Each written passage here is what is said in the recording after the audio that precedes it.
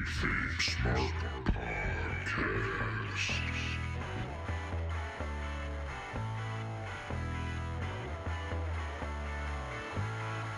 Welcome to the KayFabe Smark Podcast with Eric Todd and Brian Rampa, your smart mark source for news and opinions on the world of professional wrestling. Hey, what is going on, everybody? This is the KayFabe Smark Podcast. You're checking in with us here on December 23rd. We're hitting this live on YouTube. We are doing the damn thing. Make sure you guys check us out on all those social media platforms. That's Instagram, TikTok, Facebook, and right here on YouTube. Hit that subscribe button. We're putting up videos. We're putting up shorts. Make sure you guys hang out with those. That's the TikTok version that YouTube, they stolen. They call that YouTube Shorts. So check those out over there. Get in on the mix. Have some fun. Let's talk pro wrestling.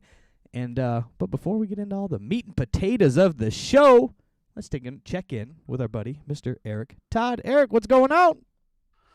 Oh, you know, same old. It's a Merry Christmas for me, Brian. I got a new car this week, sir. Yeah, riding Stormtrooper style. Oh, yeah. I traded in the 2019 Equinox, pulled out of the driveway, and a 2022 Chevy Blazer, all white with black accents. Named her Stormy on my GM app. It's a wrap.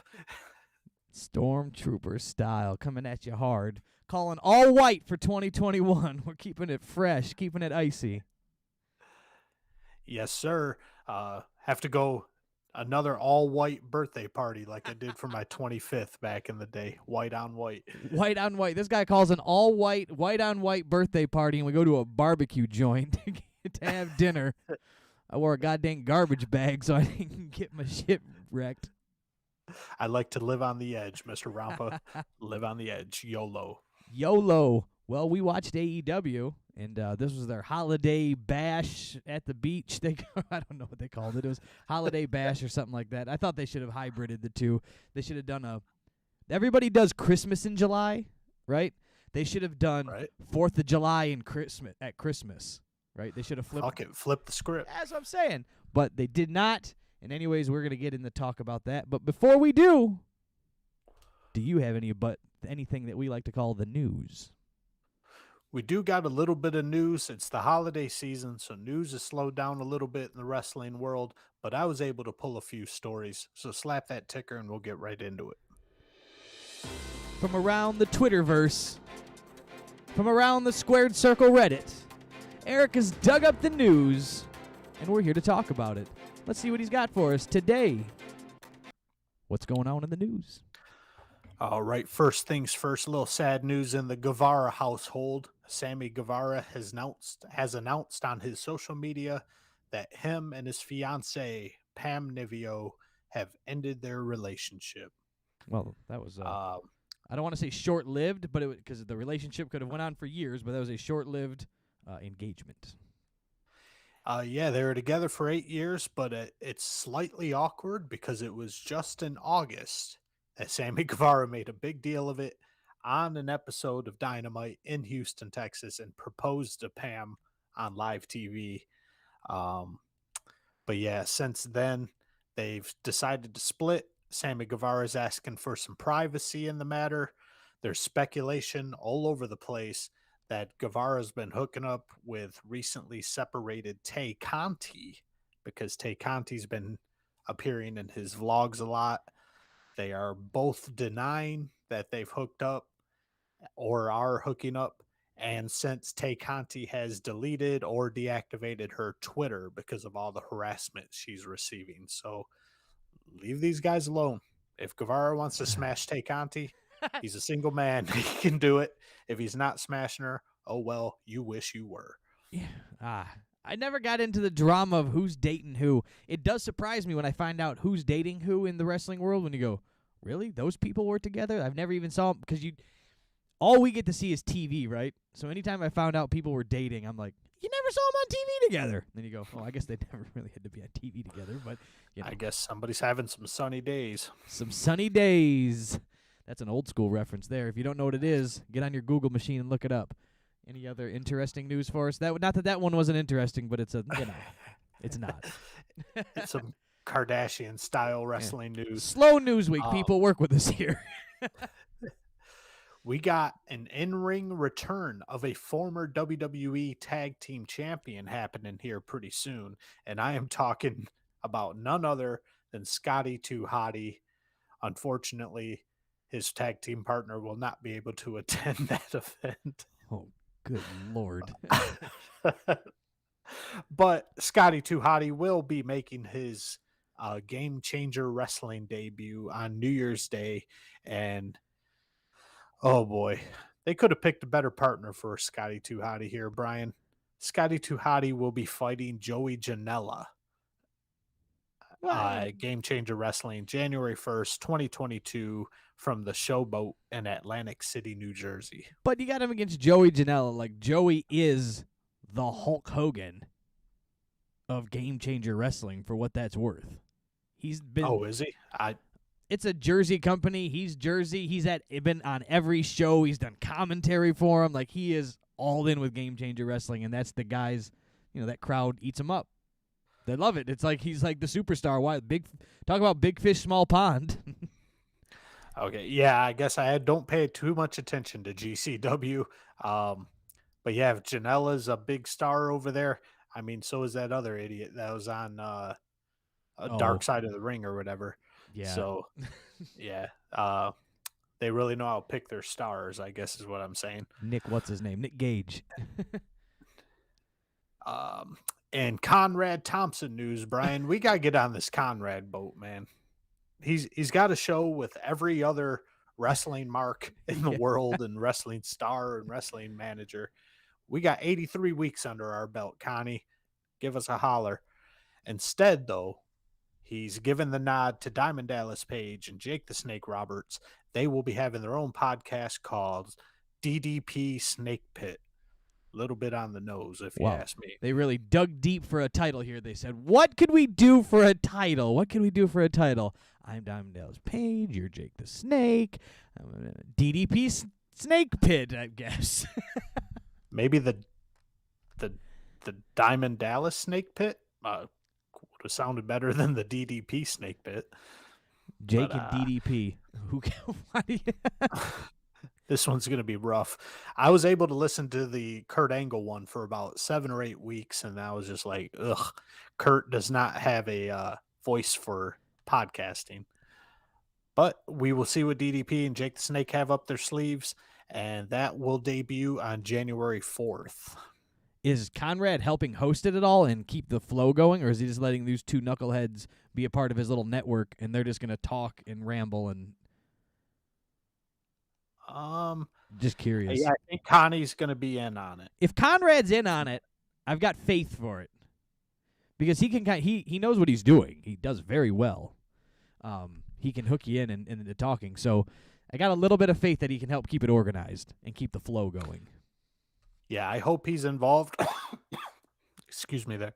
They leave it a kind of little bit up in the air. It just says wrestling legends Diamond Dallas Page and Jake the Snake Roberts team up with the Podfather. That's with a P, folks. Podfather, Conrad Thompson, for a new podcast. So hopefully he's not just some executive producer bullshit. He's got to get in there to at least keep Jake on track here. Yeah, and keep DDP. Jake, knowing what we're talking about, and make DDP end a story. Or make DDP quit trying to sell DDP yoga DVDs. Have you... There's a little sidetrack note here, Brian, but have you ever watched any of DDP's cameo videos? I have not, but what I did do is in a previous podcast life, I hosted one called the BS Wrestling Report. Me and my friend Steve, we did a podcast about wrestling, very similar to this. It's the early versions of this, all audio. We were able to actually score an interview with Mr. Diamond Dallas Page. Early days of podcasting, Twitter, we were hitting people up and they were responding. It was really easy to get people to do interviews back then. And DDP did one. He gave us 30 minutes, and 22 of those were talking about DDP yoga. You didn't get anything about professional wrestling in, but we were very happy to talk to DDP, and he did cut us a one-liner telling, like a stinger, hey, monkeys, make sure you listen to the BS Wrestling Report. And he gave us one of those, so I got that out of the way. That was pretty cool to have. But, yeah, it was all about DDP yoga. We knew that. Yeah, and if you want a good chuckle, folks, get over there to Cameo. Look at his demo videos there. It doesn't matter if it's a happy birthday, sorry for your loss, a happy bar mitzvah. He will weasel in somewhere in there. You know what, brother? I'm going to give you some DDP yoga DVDs. Just go to ddpyoga.com. Blah, blah, blah, blah, blah, blah, blah. And it's just like, oh, my God. I just wanted you to say happy birthday, bro. Bro. And he'll say bro as well because, well, it's DDP. You'll always get a bro in. Yeah. The Omicron variant of the COVID-19 is wreaking havoc on Omarion. Is wreaking havoc on the WWE, and that's bad news for us, Brian Rampa, because and I are scheduled to go to the December 27th edition of Monday Night Raw in Detroit, Michigan. And I don't know what's going on. WWE won't release names of who's got the COVID, who doesn't have the COVID, but it's a whole shit ton of people to the point where they're cool with Friday SmackDown, tomorrow SmackDown, because that's already taped. It's already in the can. We're good to show a pre-tape show. Now these live ones, we're really And WWE still expects to go forward with the entire holiday tour in the United States. But there's been a lot of calls, a lot of running around, and I hear now that WWE is looking to use NXT to fill in for talent who can't compete on the holiday tour. And they're hoping everyone will be cleared by the day one pay-per-view. But we're right in the middle of this thing, Brian. January 27th at Monday Night Raw. We might end up watching an NXT show, and I might commit suicide on live TV.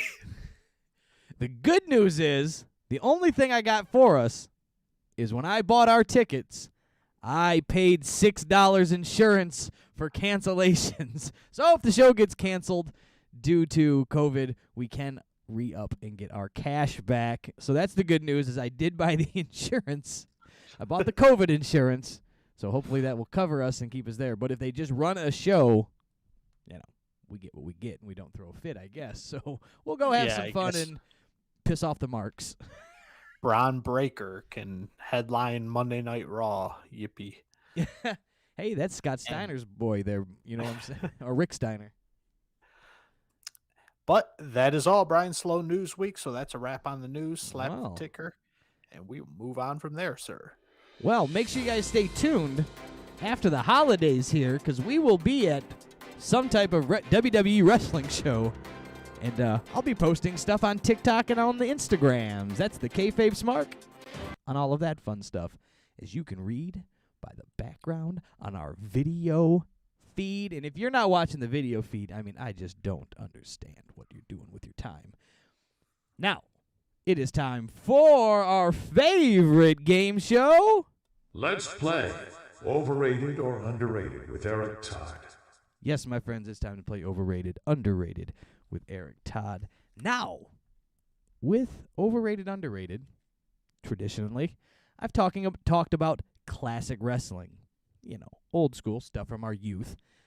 We're going to bring things up to a little current time of debuts and surprises in 2021. Up first, Adam Cole making his debut in AEW. Are we overrating or underrating Adam Cole showing up in AEW? All right, this one could be on the fence because everyone was expecting... Wait, who came out first, Bryan Danielson or Adam Cole? I believe it was Adam Cole. Yeah, I think everyone was expecting Bryan Danielson. So some people may have been let down that it was just Adam Cole coming out. But I was through the roof, man. I thought that was an underrated debut / surprise. Adam Cole popping up. Speculation hadn't really been spreading about that. Everyone kind of was like, well, if he leaves NXT, he's obviously going to show up at his girlfriend's place of work and work there. But nobody was expecting it to happen that night, and it was a huge surprise. So Adam Cole debuting in AEW was underrated. All right. How about our surprise return of Brock Lesnar at SummerSlam after Roman Reigns, John Cena? All right. I'm going to sound like a broken record here because I think we're going to end up with a bunch of underrated ones here. But I don't know about you, Brian, but I was kind of getting stale on Roman Reigns. Kind of. Let's let's face it. Paul Heyman is the star of that duo, and right now they're breaking up. So who knows how that one's going to go? But there's nobody on the normal WWE roster who Vince was going to let knock Roman Reigns off his throne. And finally, a breath of fresh air. Never really thought I'd say that about Brock Lesnar, but Brock Lesnar pops in with his ponytail on top of his head like Goro from Mortal Kombat, and he is here to wreak havoc and to knock Roman down. And him coming out was just a sigh of relief and fantastic and underrated. 100%. I'd have to give you that. And then recently, seeing him wrestle and beat up Roman Reigns in overalls, like, that's just funny to me. Like, him wearing overalls, he looks like the giant farm boy he is. Overrated or underrated, the debut of Bryan Danielson? That one was more underrated than Adam Cole because we thought the surprise was over for AEW that night. And then out comes Bryan Danielson. The roof explodes off the place. And ever since then, Adam Cole just he's still a superstar. He still pops, but he's kind of blending in with the Young Bucks crew. That's his squad. Danielson came through, and he has just been on fire ever since. So I'm putting Danielson's debut right up there with Punk's, and I'm going to say completely underrated. Bryan Danielson showing up surprise in AEW. Well, since you planted the seed there, overrated, underrated, CM Punk showing up at Friday Night Rampage. Now that, he gave out ice cream bars, Brian. Not everyone gives out ice cream bars, but this one, we're going 4 for 4 right now at this point. Underrated. The goosebumps on my body, the tingles I felt, the excitement, the first 20 minutes of just the crowd going banana, that the debut was untouchable. There's no way anyone could say that was overrated. Now, since Punk's been kind of flatter than frog piss here, but but we'll see what Punk has up his sleeve. But as for his debut night on Friday Night Rampage, completely underrated. All right, one last one. It happened last night. It's a spoiler alert. If you haven't watched, hit the mute button for a half a second. But the debut of your friend, Eric, Kyle O'Reilly. Mr. Kylo himself showing up at AEW Dynamite. All right, Kylo. Now, this one, normally I'm not the biggest Kylo fan, but Kyle O'Reilly showing up with Bobby Fish, with Adam Cole, and the completion of the Undisputed Era showing up in AEW, that was bigger than Kylo. So Kylo was that missing piece, and that's what did it. The completion made Kyle O'Reilly's debut in AEW underrated. Well, there you go. I knew we were just going to have some fun. It was the debuts and surprises. I'm sure there was some more, but we only got time for 5 people. We're here to talk about what happened last night on AEW's Dynamite. That was overrated, underrated. And now, well, let's talk about the show itself. Starting us off first, you got your boys, Adam Cole taking on Orange Cassidy. Oh, boy, Brian. So we're speaking about Adam Cole, and we're talking about how he's just blending in, and this is the epitome right here. This match, Adam Cole, one of the best performers in professional wrestling today, taking on one of the biggest goofs in professional wrestling today, and these guys immediately start out with comedy. Before the match even starts, you got Adam Cole drawing a line in the middle of the ring with his foot. Orange Cassidy steps around the line to draw his own, and this crowd eats it up. It's like we're at a stand-up comedy theater. The entire crowd just ha ha ha ha, ha laughs along. Tee. Now, goofy shit can fit into professional wrestling, but we're not putting on a comedy. The goal of professional wrestling shouldn't be to have the crowd laugh. I don't know. Maybe I'm in the minority in that opinion. I wouldn't say you're in the minority. What I would say, because I know you, and you like a good chuckle, you like some funny stuff, but in professional wrestling, you come to watch the wrestling, you stay for the comedy. You stay for the fun, right? That's what I'll say. Right. You go for the fight, you stay for the fun. But now you're going for the comedy, meaning they're putting that in the forefront. It's not the filler of the moment. It's like, we'll get our spots in. We'll make our spots now are making you laugh, or what kind of pops you can get from a laugh. So if they were just to put the fighting and the wrestling up front, I mean, The Rock was hilarious, right? We grew up through the Attitude Era of The Rock cutting promos on people that were hilarious. Right. Jericho cutting promos on people that were hilarious, Y2J stuff. But when it came to wrestling, wrestling was wrestling. So leave the promos and the funny for promos, leave the wrestling for wrestling. So I think the lines are blurred, and that's where you're not liking it so much. Maybe I'm wrong, but that's what I'm calling. That's where I'm at. Exactly. In the likes of Rock and Chris Jericho. So wrestling, heat, disputes, those were always the heart of everything. If a little laugh came out of it, that's fine. But the Orange Cassidy's theory on how a match should go is, let's see how much we can make them laugh doing goofy shit, and then I guess there's going to be a match in between two. Exactly.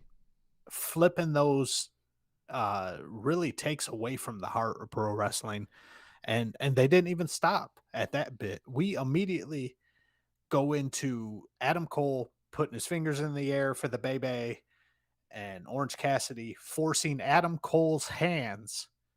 Adam Cole wearing trunks, so Orange Cassidy forces Adam Cole's hands into Orange Cassidy's pockets, which came off very awkward, very goofy, but the crowd chuckled at that too. The whole crowd, ha ha ha ha ha. I love your laugh. I'm gonna cut that for a sample. Flip it in, as Missy Elliott would say, put it down, flip it, and reverse it. Go to a comedy show, and then the comedian just starts punching the light guy, and you're like, hey, calm down, fella. I came here to listen to your stories and get a good laugh. Stop fighting people in the bar. Like, if you went to a comedy show and you're like, every time we see this guy's really funny, but first he beats up like 4 or 5 people, and then he tells you a good joke about it, you're like, that's not really what I came for. This isn't that funny. I want to see so we came for combat pro wrestling and fill it in with the funny. So I just thought of that as you were ranting about that last piece. You'd be pissed off. Yeah. You put it quite eloquently, and it fits perfectly the way you said it. And we go into another one. Adam Cole just wants to do a simple arm drag, Brian. A simple, normal, you learn it first day in wrestling school, arm drag. Orange Cassidy dodges the arm drag. The entire crowd chuckles again. That's this entire match. A crowd should be oohing and on and flinching, not chuckling the entire match. How can you consider that a wrestling match? The only thing that they've got going for them with the chuckling is you can do those spots until you're 90. You're not going to have a bad back from pulling pocket spots. Well, that's the thing with Pockets. He's such a fucking idiot that he'll do the comedy things that wrestling purists hate. And you're like, well, at least they're safe. Well, no, then he'll top that off by doing 42 dives and landing flat on his forehead on the fucking concrete. With his hands in his pockets. With his hands in his pockets because he's a complete goof. But, and even the commentators were in on this thing here. Orange Cassidy decides it's time to wrestle now. He gets a couple arm drags, a headlock takedown here and there, And the commentators are just riding his denim covered nuts saying, can you what word am I looking for? I can't believe how fundamentally sound Orange Cassidy is. His fundamentals are on point. Meanwhile, you're watching this idiot bounce off the ropes, and he's grabbing the top rope every time he bounces off the ropes. Why are you grabbing the ropes? And it's like the guy can't even bounce off the ropes right. And you got excrement over there saying he's one of the most fundamentally sound wrestlers I've ever seen. It's like it's a joke. It has to be a joke. Yeah, we're being trolled, right? We're just this is a work. This is all a work. The whole thing is being it gets over, so they just keep doing it. It's, it's like when my kids fight and I'm like, just leave them, just ignore them. They'll go. The other one will go away. They'll stop being annoying because you're not giving them what they want. It's the same thing with these crowds. The longer these people keep laughing and reacting to it, well, shit, why would you change it? Right? Hogan in the 80s, a boot and a leg drop made him millions. Well, what do I need to learn a figure four for? I'll just do a boot and a leg drop, and this is the same thing. Hey, all I got to do is put my hands in my pockets, and I'm over like Rover.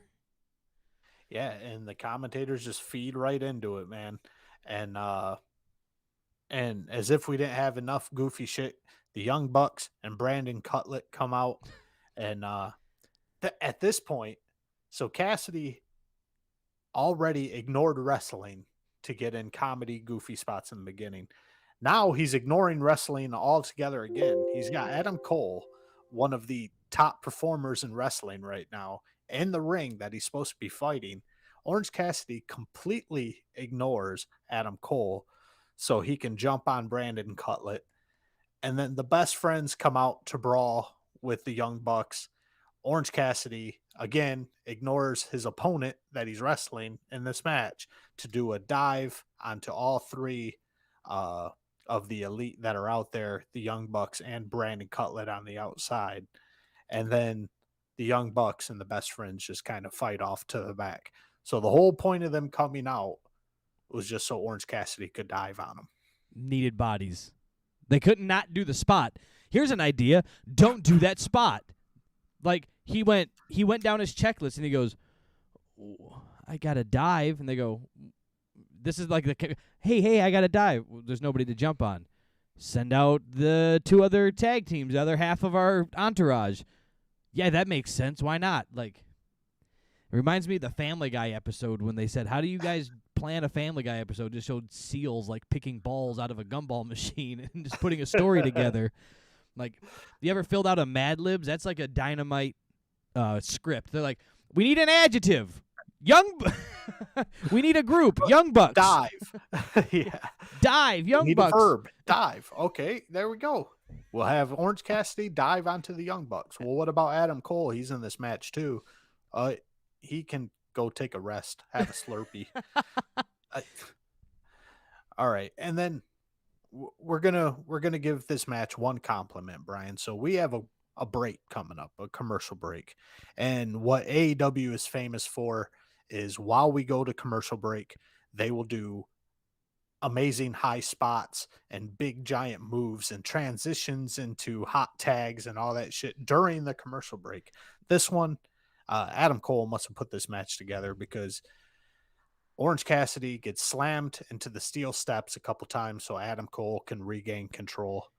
And then Adam Cole charges Orange Cassidy with his knee. Cassidy moves.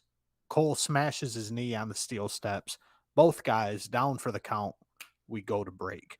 And that one stupid little thing is how you do it. Was something that was actually done right. These guys are on the ground writhing in pain while we're showing our Domino's pizza commercials. Right. So this is how you go through. This shows you somebody that's gone through the machine, the WWE machine. And the ref got the call that they're at break. The ref's got an earpiece in. I've heard the ref on AEW and WWE stuff. Hey, we're back. You've heard the ref literally say, we're back. Like, you can stop tying up in the corner. So call the spot. Do something.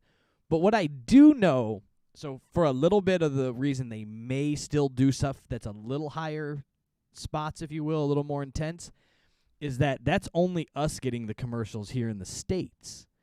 The stuff that they stream live over Fight TV doesn't go to commercial there. So they do keep calling, the commentators keep calling the match. So there is part of it. But let's be honest, the main chunk of your viewership is probably TNT. So let's just bring it down a touch. Now, there's still 20,000 fans probably in the audience, or 10,000, 15,000, I don't know. You got to give them something, maybe a little bit of something or some drama, but, you know, you could, even when I was little, I remember watching wrestling going, they could go to commercial and they could just sit there and do nothing until it comes back. And that was when I was like 8. I was doing the math going, they could not be fighting. They don't even need me to watch right now. Forgetting that there's 15,000 people staring at them, and they're going, cameras aren't on. Cameras aren't on. Let's have a spot of tea. So where the hell are we at in this goddamn match here? This one, we're coming back from commercial break, and we're right back to the old AEW on TNT, Brian. We come back from commercial, and Adam Cole and Orange Cassidy are going 100 miles an hour at this point. So forget having your head slammed into the steel steps. Forget running at full speed and smashing your knee into the steel steps, which even though the steps only weigh 3 pounds, would still hurt your knee pretty bad. These guys, nothing ever happened. They're back from break. Selling, schmelling. Who needs that? That happened earlier. That didn't happen now. That was a whole nother commercial ago. That was 2 minutes. I got shit to get in. Orange Cassidy hits a diving DDT for a near fall. Commentators losing their minds over that one. Adam Cole gets Orange Cassidy in position for a Panama Sunrise. Orange Cassidy just crawls backwards slowly out of position, and the crowd chuckles, and they're back. Cassidy has him in his back pocket. No pun intended. All puns intended. This thing, Orange Cassidy getting in way too much offense. Small package and a Michinoku driver for near falls. Cassidy's just getting near falls left and right. And this isn't complete embarrassment for the likes of Adam Cole, in my opinion. Yeah, this was, I just still don't get this, the who they're lining up with who in their card making. And I get maybe they're trying to bring up, Adam Cole doesn't need the rub. Orange Cassidy is essentially over. Let's call it for what it is, right? He's over. Good, bad, or the ugly. He's over in that company and for most of the internet fans, right? So, but this is Adam Cole needs to be up higher on the card. I understand Orange Cassidy's going to be your homegrown character for what that's worth. But we need to have him build up super younger guys coming out of the system, if you will. People rolling over from an AEW Dark and an Orange Cassidy works for me. Adam Cole then working with the likes of a Bryan Danielson, a CM Punk, pushing, towards Adam Page or whoever has the title, things along those lines. Even Sammy Guevara. That's where Adam Cole needs to be, not opening the show with Orange Cassidy. I just don't get the lineups. Yeah, Orange Cassidy, he's over like crazy, but over doesn't translate into main eventer. And we know AEW's been kind of positioning their opening match as sort of a main event type thing. And I think they have to learn that just because you're popular doesn't mean you're a main eventer. And the shit just continues, Brian. I've got pages of this shit. I've got, at one point, this village idiot takes time out of this match to put his sunglasses back on and to climb to the top rope. And then he puts his hands in his pockets and just jumps off the rope with no intentions whatsoever. Just jumps off the ropes, lands on his feet, just so Adam Cole can kick him. Like, where they think one step at a time and they don't think beyond that. It's just like, well, Adam Cole needs to kick me, but I want to be on the top rope when I put my sunglasses on. I guess I'll just get down so he can kick me. Yeah, there's no logic. That spot right there was one that kind of drove me nuts. There's no logic to why they get to the next thing. So they don't work backwards from anything. They don't go, I'm going to kick you. All right, the spot here, super kick. I'm calling super kick. How do we get to the super kick? Where are you at? Why are you on the top rope, and how do I get to you now, or how do you get to me? What are you going to do? Something has to happen. You have to get down. Yeah, okay, I'll just get down. Now where's the Exactly. I'll just do that. You're telling a story of a fight. So how do you get down? Why do you get down? And I just get down. Why are you up there? To put my sunglasses on. For what? Is that your Hulk up? Okay, if that's what you're going to do to get the crowd behind you, then at least give me a dive of some kind. Right? I'll stumble around. You give me a dive. I'll dodge it. When you stand up, I'll call super kick, and you're eating my boot. I mean, it's simple as that. It doesn't seem like rocket science to me. but it would just be quicker if I just got down and he kicked me. But why? It's like me arguing with my 6-year-old. But why? Like, you got to put your dishes in the dishwasher. But why? I'm just gonna make them dirty again. Touche. Just throw them all over. Just eat off dirty plates. Nobody ever told Orange Cassidy no. Like, I guess you're just allowed to do that.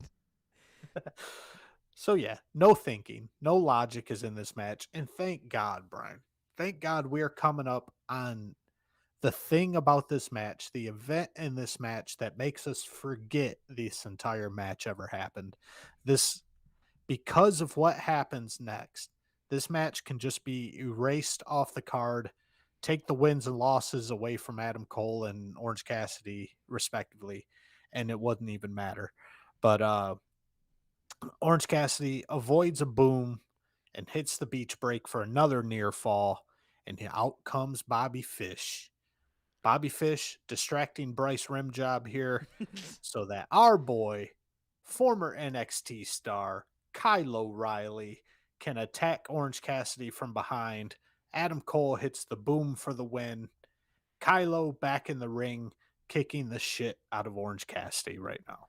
Then you get a little dissension. Are they mad at each other? Are they not mad at each other? They, pronouns pal, being Adam Cole, Bobby Fish, Kyle O'Reilly. Who's with who? Who's siding with who? They were the Undisputed Era. Adam Cole's in the Elite. Who's siding with who? They're a little nose to nose. And then the best friends make their way out, and everybody says, all we do know is we're going to give these boys a little bit of our boots.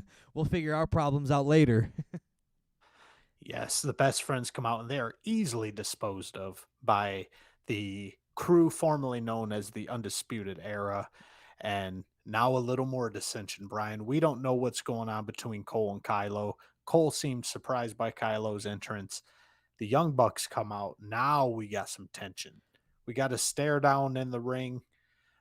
Who's Adam Cole going to side with? Is he going to side with the Elite? Is he going to side with the Undisputed Era? Who knows?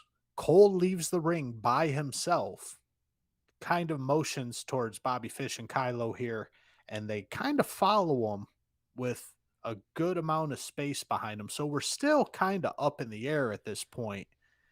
Did Kylo and Bobby just walk out on their own, or were they with Adam Cole?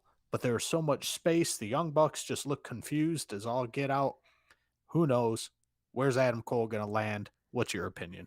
Well, I thought this was great. I love Kyle O'Reilly being there. I think he's going to fit in well. He'll mesh right in with the group. Obviously, you've got the Undisputed Era.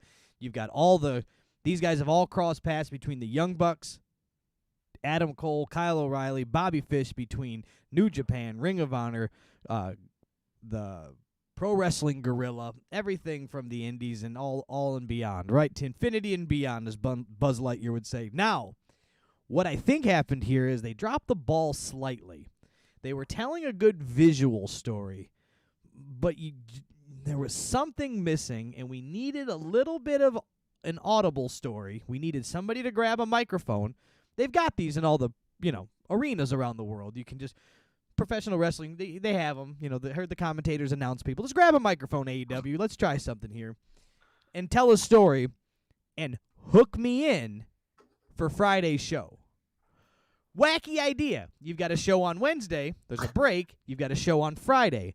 Let's throw out some bait. They baited the hook.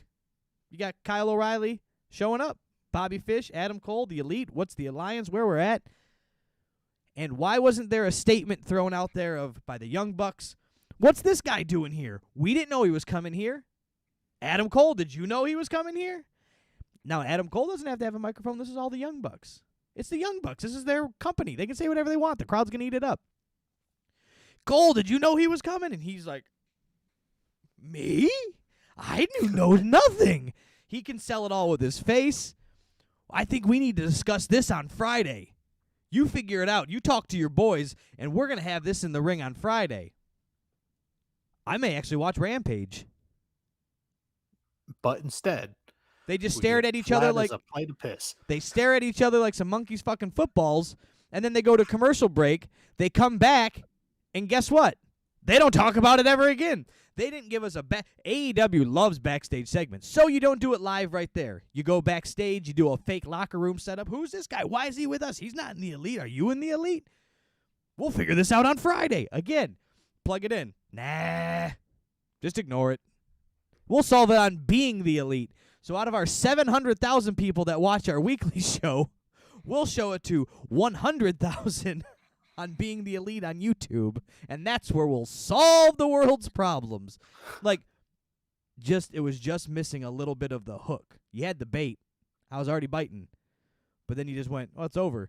You don't care. Fuck it. I don't care. I think they honestly forget that the main goal of this TV show is to get people to watch the TV shows. Right. And the main purpose of the TV shows is to make us buy your pay-per-view. So hook us in to watch your weeklies, so then I give you $50 every quarter. As simple as that. I'll give you $50 every quarter if you can hook me in, but they're going to forget about it. Then you could work up this big dissension. Is it going to be the Undisputed Era, or whatever they call them, because that's clearly WWE intellectual property, versus the Elite at the next pay-per-view? Imagine that 3-on-3. Kenny comes back. Kenny, the Bucks, taking on Cole, Fish, and O'Reilly. They've worked the angle. They've built it up.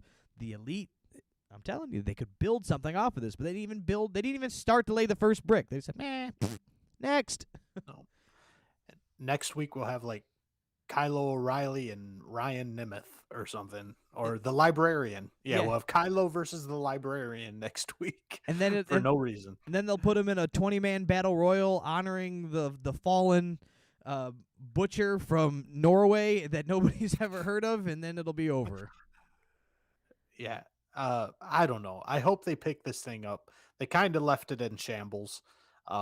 We don't know what's going on, but there was no hook. Just like you said.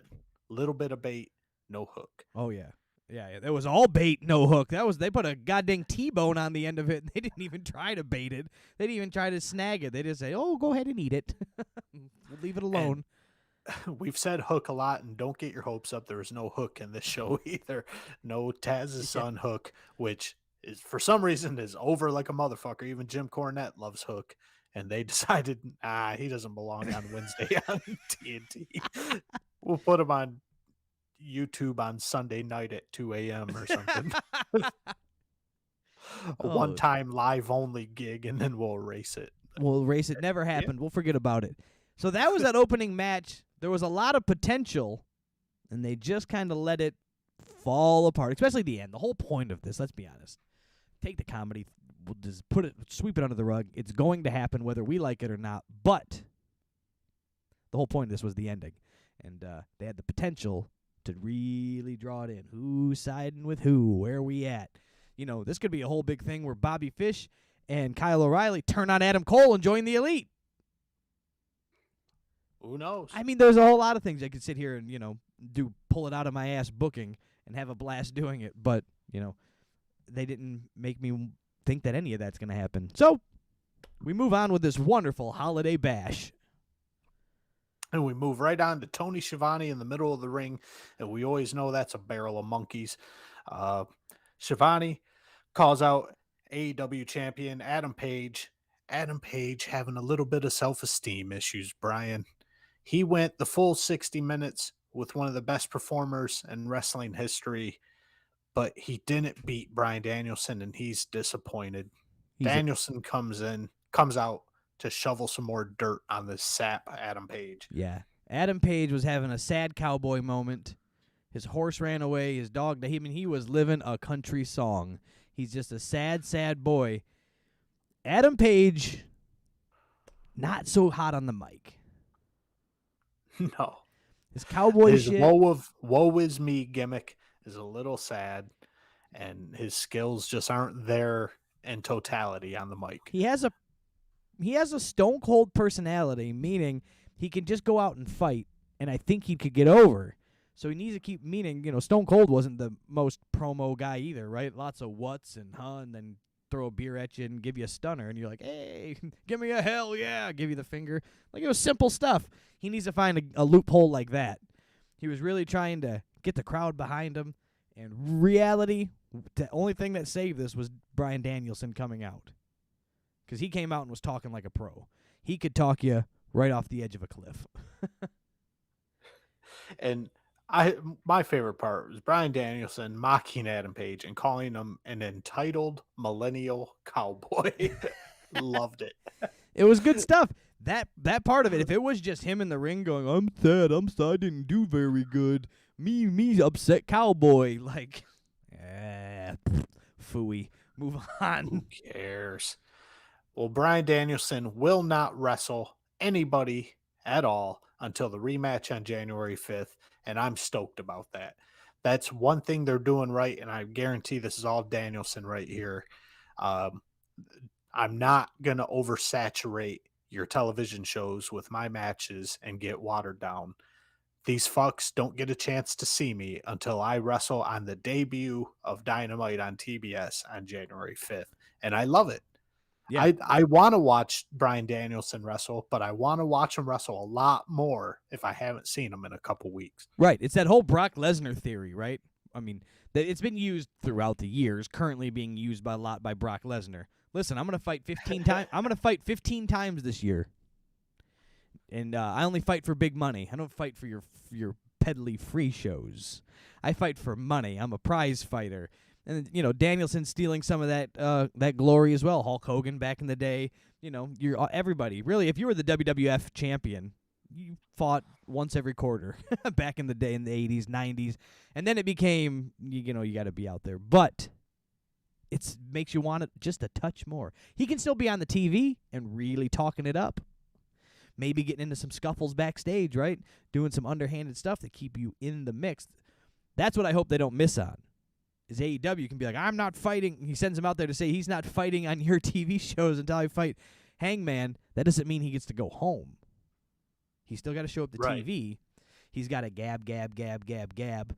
Maybe do something to. He's stalking Adam Page. He's always around him. He's interfering with his matches. Maybe Adam Page gets a lot of matches leading up to this. He's interfering, right?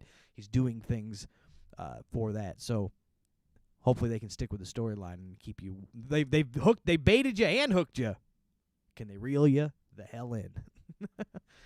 We'll see. With Danielson in charge, I don't think this is going to be an issue. I think we're going to be dying to see that match by the time January 5th rolls around, and we're not going to forget to switch our TV sets from TNT to TBS. 100. In this rematch, we will have judges just in case this match exceeds the 60-minute time limit. But Page flips the script. He goes from woe is me, I'm a sad entitled cowboy, to he's very passionate and he's very confident that he will beat Bryan Danielson in under an hour this time. And I don't know, Brian. I don't think we're not going to do back-to-back 60-minute matches. I'll tell you that much. And we're not going to take the belt off Cowboy right now. It's way too early. Think so? What I'm most interested in seeing is what's Danielson's out. How are they going to get themselves out of the corner? How they've painted themselves in a corner. If they're not going to put the title on Danielson now, they're going to keep it on Cowboy. How do they get Danielson out of the match cleanly and still want people to see him without proverbially burying him, right?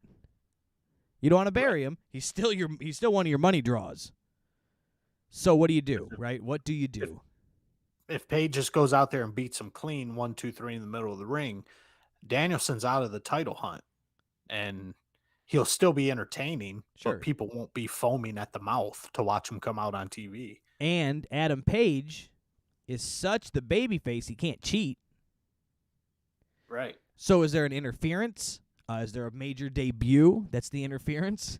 Do the lights hit and we get a Bray Wyatt, if you will? Do the lights hit and, I mean, they did plant a little seed at the pay-per-view when he got the nod from the Young Bucks, so that the Young Bucks get involved and start to try and draw him back into the Elite, going, hey, we said you could get the title, now it's, we're going to help you keep it. I don't know. We'll see. Just some ideas. Pulling booking out of my ass again. We'll see. And back to one of the famous AEW backstage segments. We've got the Pinnacle backstage. We've got MJF. We've got FTR. We've got Wardlow. And we got Shawn Spears back there. MJF taking a little time out of his schedule to berate Wardlow for a moment. If you have a keen eye, you'll see Wardlow flipping off MJF the entire time. MJF's giving him shit. And then we get an awesome promo from Dax Harwood and MJF. They're teaming up tonight in a 6-man tag. And I'm telling you, FTR, Masters on the mic, Masters in the ring, MJF, Master on the mic, Master in the ring. This trio right here is fantastic. Right. They're bulletproof. They're bulletproof. Then you got Shawn Spears. Hopefully he's learning something. Just sit and listen, kid. And you be the guy here. Wardlow, I feel bad for Wardlow in the sense of him being where he's at. Like he's a phenomenal shape. He's a sight for sore eye. Like, I mean, you know what I'm saying? Like he's your attraction, your Andre, if you will, or whatever you want to call him. Like he's a freak show.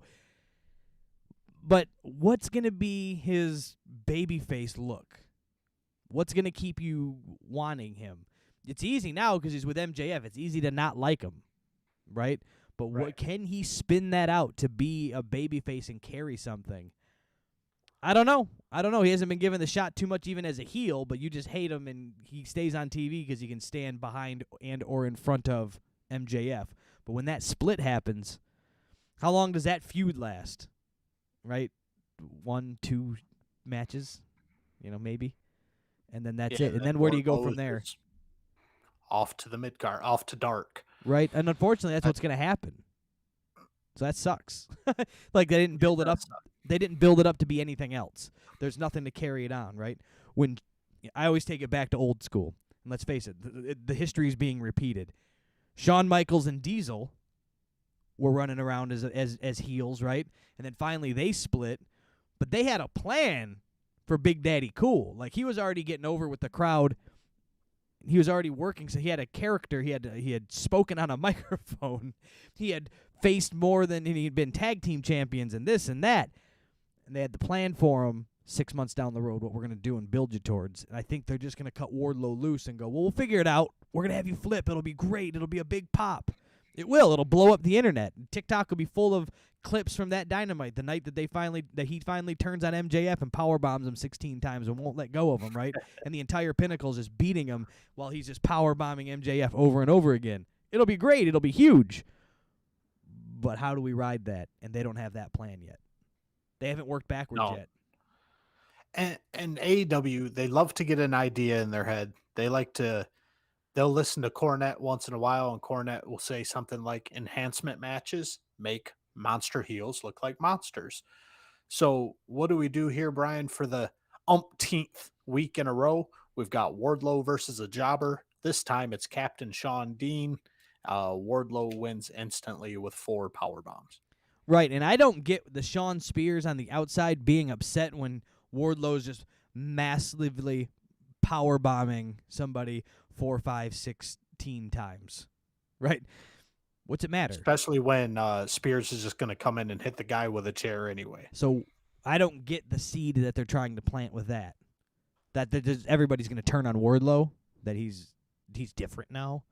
Like but who gives a fuck? Right. He's a monster. I want him to be my friend, right? Why do I want him to be my friend? Because why wouldn't you want to be friends with a guy who can do that? Because I don't want him to do that to me. Yeah, smash that guy's guts in. Woohoo! Make the Pinnacle famous. Give us more money. Like, play the 4 Horsemen angle with it, right? The more you win, the more we all win. Like, but don't do that. Are they going to change the whole? Yeah. I don't get it. as of right now, I don't understand the Sean Spears Wardlow dynamic. Maybe MJF's too busy to keep Wardlow on his toes, so they kind of tagged in Sean Spears, but nobody cares. Uh, Nobody cares about Sean Spears anyway. No, So why do we care if he's antagonizing Wardlow? Don't know. don't know, don't care. Best thing that happens is he doesn't powerbomb MJF, and he powerbombs and beats the shit out of Sean Spears. Then we got There we something go. going there. I'd tune in on TBS for that one. We got a little Cody Rhodes, Sammy Guevara pre-tape. These two will be going at it, not on Friday Night Rampage, Brian. We're talking Saturday, Christmas Night Rampage. Right. Cody and Sammy Guevara pre-tape. I've already got a hold of the spoilers because this match has already been taped.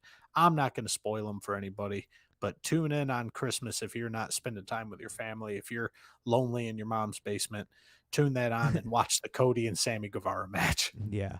Because God forbid, again, that we do anything with a title match. So this was challenged, 2 weeks ago now? Right? When he came out and we ranted about this nonsense. And then, so last week we didn't even touch on any of it.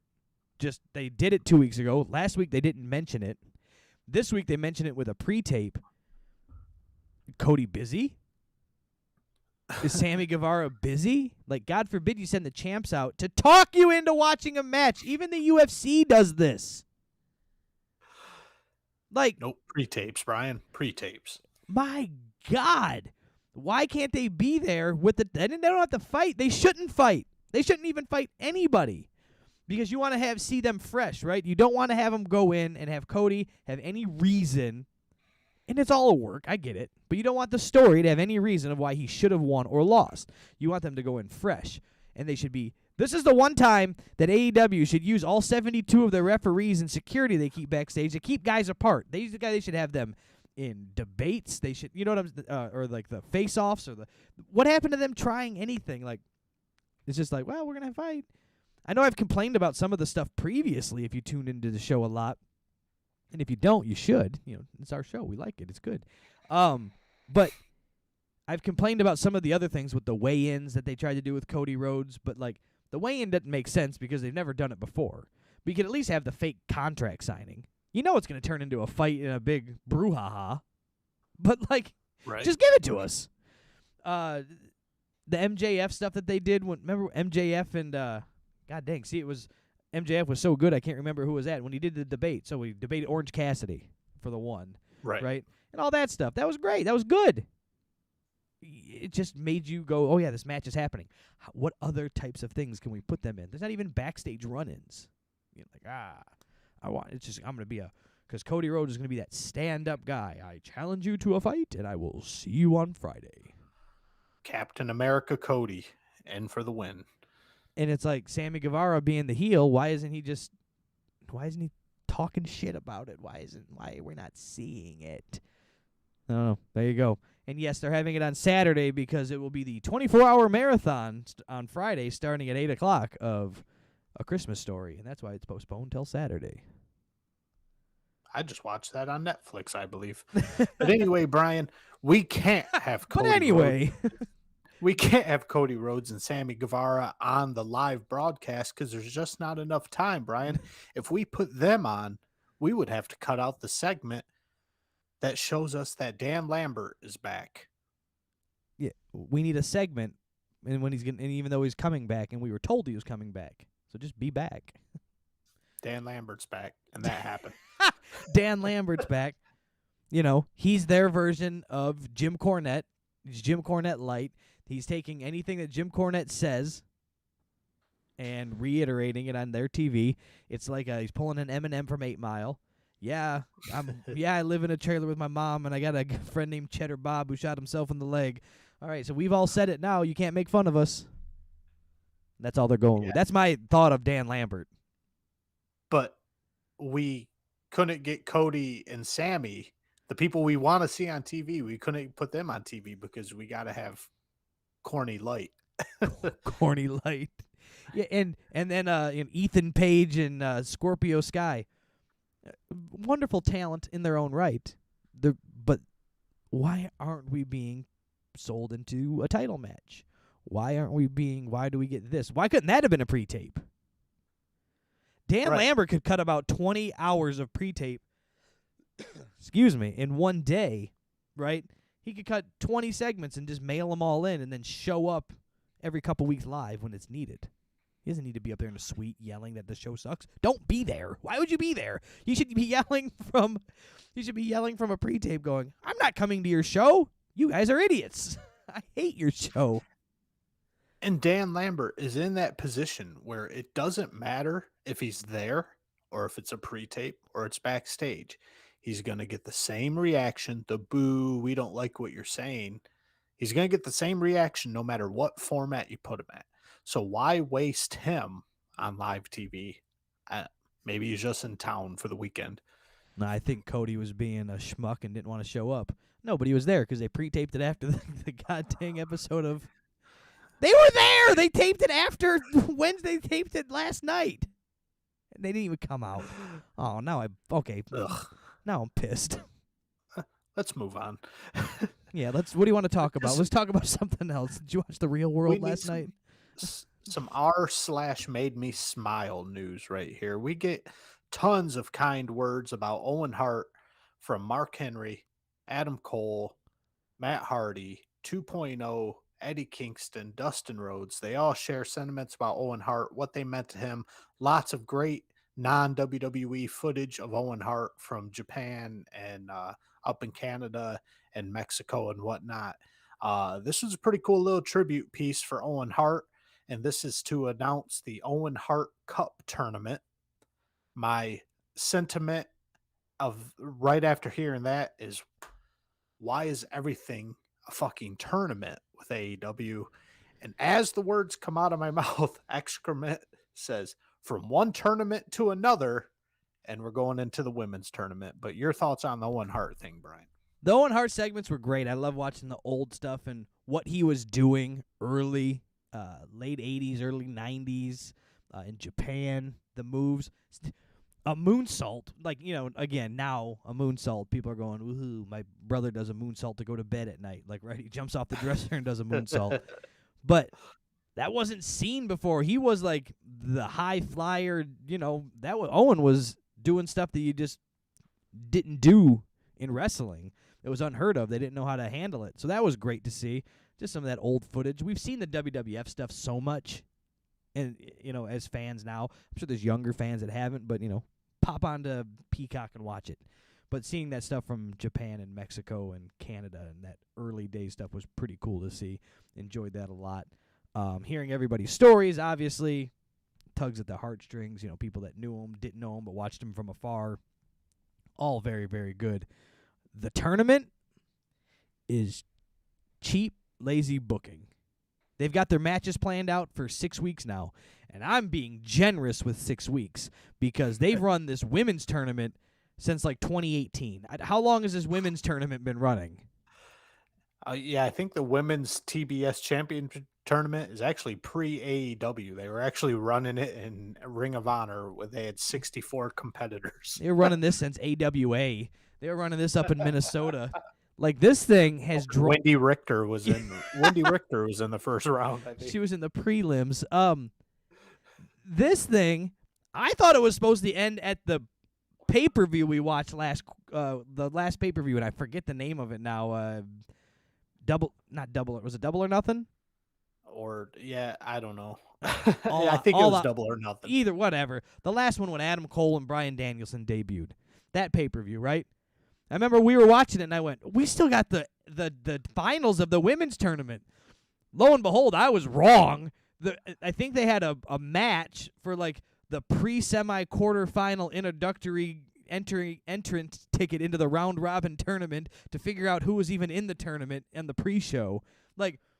I thought the finals were 2 months ago, and here we are. They haven't even decided somebody this. prematurely started this tournament way too early, and then put their foot in their mouth, and they're like, maybe we should have the finals of the TBS championship happen on TBS. And they're like, oh fuck, We got to stretch this thing out for 4 months. 4 months. This thing's been going on. It's insane. Insane that it's still happening. And last night, again, they were like, she's moved on. How many brackets are there? I'm pretty sure Cronan Khan was chiseling the booking sheet into a slate of stone while 2 female cave women were wrestling over dinosaur eggs. Muda, This thing started. Fabulous Moolah, and Mae Young started this thing. Riding dinosaurs to the ring.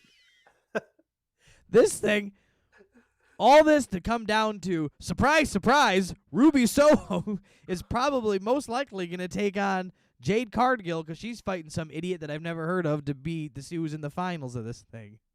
So, like, who cares? Just, how did this take so long? You've got 4 shows. I mean, they count the YouTube shows right? There's a shows. Right. So They're full-on shows. They count them as shows. They're the win-loss records. They run the tallies at the bottom of the Dynamite going, this schmuck lost to a guy in green tights. And you're going, I don't care. Fucking Jackass 1 lost against idiot number 2. It's like, who cares? So, 4 shows and it's taking 4 months. What do you do on the other shows? Can't even tune me in, draw me in. Why? I'm done. I'm done. Well, we still got to talk about this match, Brian, from one tournament to another, as our boy Excrement says. Yeah. The Ruby Soho has a match, and God love her, but that's the match she works, ain't it? All right, let's talk about it, and I'll give my opinion on it as we go. We're going to start out with controversy, Brian. It's time to get controversial. A fan was kicked out of this arena during this match, and you check online, you check the news sites, you check Reddit, nobody's allowed to say what this controversial sign said that got this fan kicked out of the arena. But I did my research, and I'm brave enough. I'm a lion, not a sheep. I'm going to say what this terrible, ruthless, just disgusting sign said. Do you know what the sign said, Brian? That's some good shit. No, I don't know what the sign said. Tell me, Eric, what'd the sign say? This was a sign with an arrow on it that said, Nyla Rose is this guy's dad. So controversial that nobody can print it in online media. Now, maybe insensitive, maybe insulting, maybe rude, maybe mean, but it was said. Does the guy need to get kicked out? Hey, that's not for me to decide. That's for the TV and AEW to decide. Maybe he got kicked out because he was being an ass about it and wouldn't let him take the sign, and he put up a hubbub, right? Maybe it happened. Right, just take a sign away seems to be the logical explanation. Maybe the guy put up a fight and he was removed. Okay. It's fun. It's funny. Call me mean. It's funny. Take a hit. If you're going to be in public, be ready. Why can't they be mean? Why can't you be mean? People are mean to me. Some guy on the internet today called me an idiot because I didn't like Sting. Like, right? It's just the way it is. If you're going to put yourself out there and tell your story, somebody's going to have a comment about it. Use it to build your character. Right. Think on your toes. Do something. Cornette did release a statement on the matter, and I think Cornette's pretty right on this one. He says, boy, times have changed. When wrestling drew big crowds, fans got tossed out if they committed physical assault or pulled out a knife. If you'd tossed them for saying horrible things and hurting wrestlers' feelings, the buildings would have been empty like they are now. Yeah. My whole thing as a fan is I love booing the guy that I love because it's funny. I love CM Punk, and I made a CM drunk sign when we went to WWE Raw one time because it was a whole gimmick of where somebody said he was drinking and whatnot. And I had a sign that said CM drunk. Hilarious. Also made a sign. You should have been kicked out of that show, Brian, immediately and had your kneecaps broken. Also made a sign at one time that says condoms prevent Dudleys. Like, I mean, I had made funny signs for guys that were over, and that was the WWF will work for food. I held that up at a WCW show, right?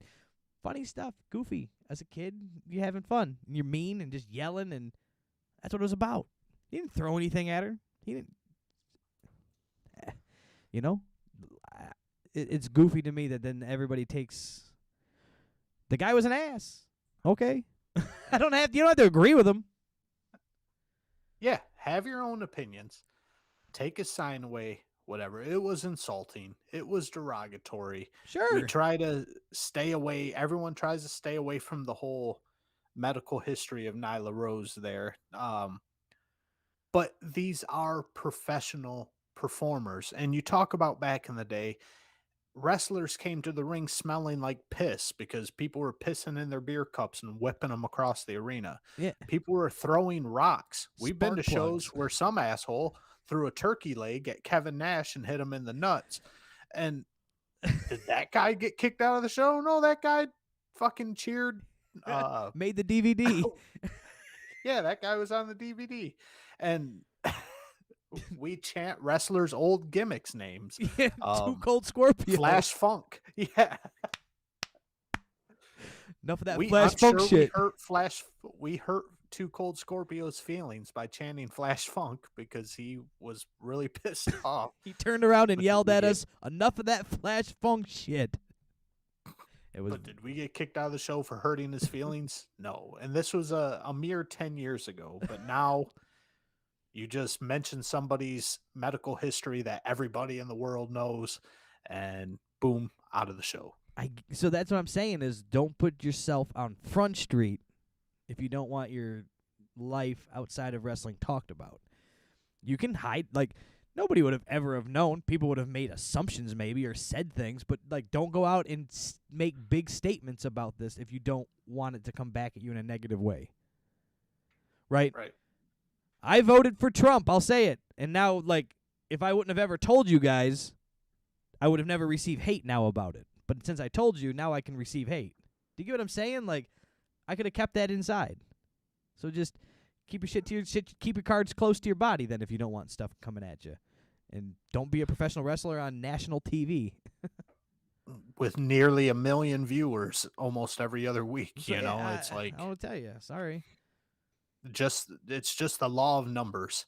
You have thousands of people in arenas a few times a week. There's gonna be an asshole here or there. Imagine Goldust getting mad for people yelling and making the signs that they did about Goldust back in the early 90s. Don't be that gimmick. I don't tell you. Lawler. What about when Lawler called Goldust the dreaded F word, Brian? The 3-letter F word that rhymes with slag. Yeah, I mean, we don't even go there On now. national TV. Right, and it's just, I don't know. I get it.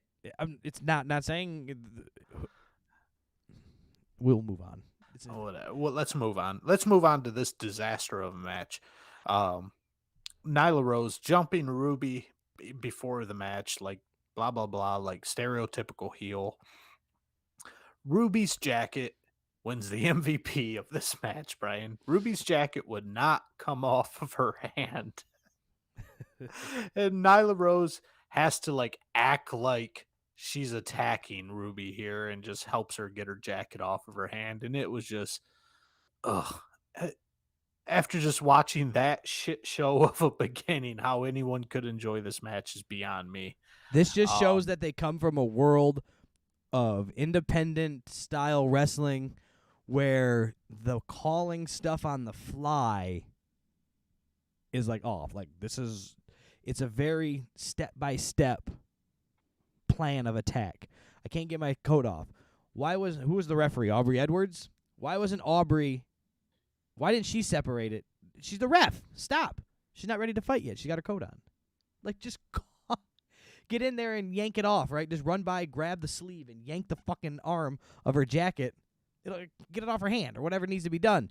But Aubrey just stands there and is like, I'm the referee. That's not what I do. Not my job description. I guess you have to wrestle the match with a jacket on your hand. Like, just figure it out instead of like making it so god dang obvious. But call me wacky. Call me a crazy silly goose. Just the amateurness of this. I don't understand what Nyla Rose's appeal is. Why they feel she needs to be a top spot. Is it just because she's humongous? I don't know, but watching her work, watching Ruby Soho headbutt Nyla Rose 10 times, and Nyla Rose is just swinging her arms like she's doing exercises in gym class, swings her arms in windmills while Ruby Soho is headbutting her. What vein of logic? What book of wrestling? What fight from any movie or UFC show or wrestling match have you watched where somebody taking headbutts just swings their arms like a windmill? Yeah, it just. Where did that come from, Brian? How was the energy transferred that way, right? Let me slap my head against yours and see if it makes your arms spin. Like, is that? I mean, my kids might open a toy like that at Christmas here in a couple days, but like the odds of this thing, of the physics applying that way, are slim to none. So, like, what would happen? Let's watch. How did they move before? The thing before was, at least, like, people in the beginning of professional wrestling in the territories and even that, they probably did some wacky stuff too. But they didn't know. There wasn't a tape library of 100 years on demand in your phone at all times to watch anything you want about professional wrestling. And you were doing it in front of smaller crowds that were very, very minimally televised so you could practice these things. But, like, don't figure it out on live TV. Why aren't you figuring this move out on YouTube or on the YouTube channel? At least if you mess up then you're only, like, 200 people saw it, right? Like, who cares?